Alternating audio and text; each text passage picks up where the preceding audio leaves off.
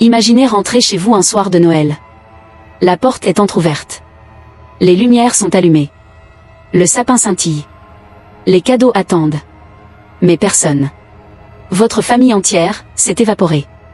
Aucune trace de lutte. Aucun cri. Juste un silence assourdissant. 53 ans plus tard, le mystère reste total.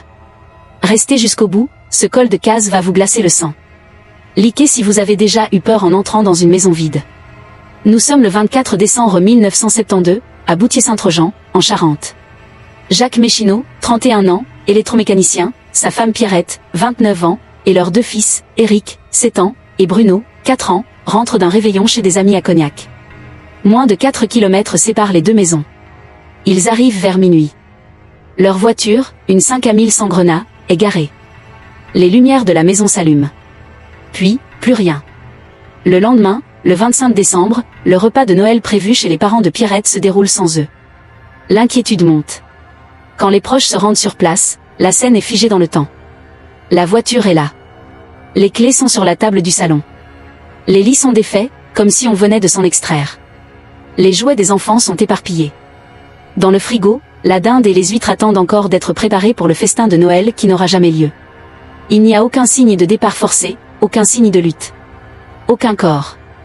La famille s'est volatilisée. Comme si la nuit les avait avalés. Les voisins n'ont rien vu, rien entendu. Les gendarmes lancent des recherches, fouillent la maison, les alentours, draguent la Charente toute proche. Mais c'est le néant. Le vide absolu. Les années passent, et le doute ronge les survivants. Les théories les plus folles émergent. Un suicide collectif ? Difficile à croire, la mère de Pierrette jure que le couple était heureux et sans problème. Un crime parfait, commis par un rôdeur ? Mais pourquoi ? Un accident de voiture dont on n'aurait jamais retrouvé l'épave ? La 5A a été retrouvée bien garée devant chez eux. Un règlement de compte lié au travail de Jacques ? Son frère n'y croit pas. Puis, en 1973, une lettre anonyme arrive. Quelques mots écrits d'une main tremblante, ils sont partis pour toujours. Ne cherchez plus. Est-ce l'œuvre d'un proche qui sait quelque chose ? D'un mauvais plaisantin ? Ou du coupable lui-même ? Le mystère s'épaissit.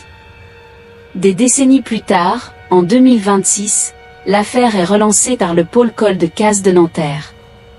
De nouvelles fouilles sont annoncées. Un immense espoir renaît.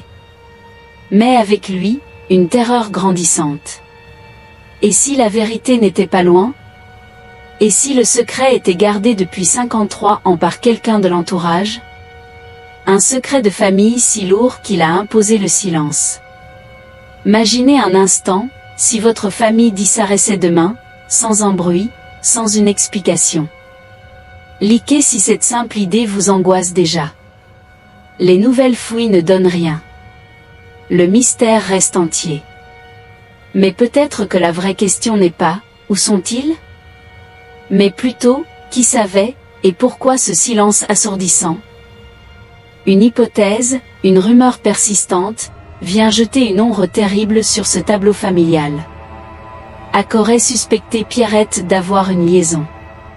Il aurait même confié à des proches, quelques semaines avant le drame, « Si quelque chose cloche, je disparais avec ma famille. » Était-ce une menace en l'air ou le plan macabre d'un homme désespéré ? Suicide collectif prémédité ? Meurtre suivi d'une disparition organisée ? Ou une fuite planifiée pour refaire leur vie ailleurs, loin de tout ? Le dossier Méchineau reste ouvert.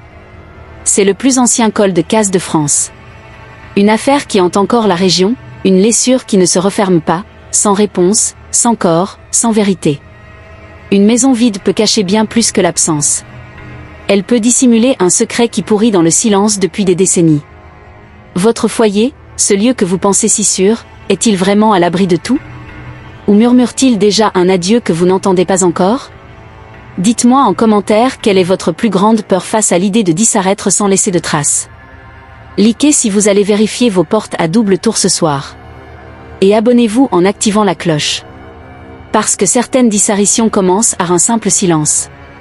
Et parfois, ce silence est celui de la famille.